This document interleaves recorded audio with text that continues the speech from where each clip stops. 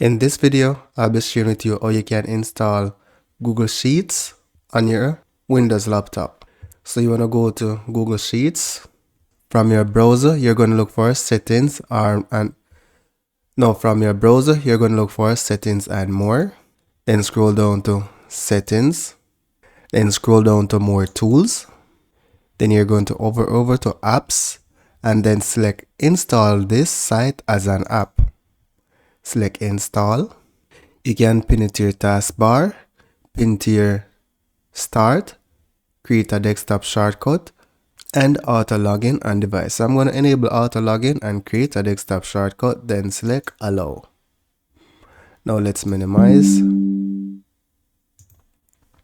you can see that I now have Sheets installed on my PC.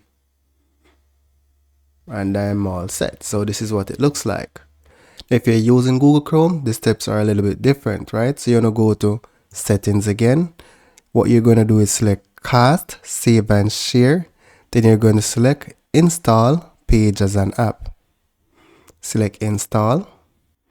Then when I go to my desktop, I'll be able to see the shortcut.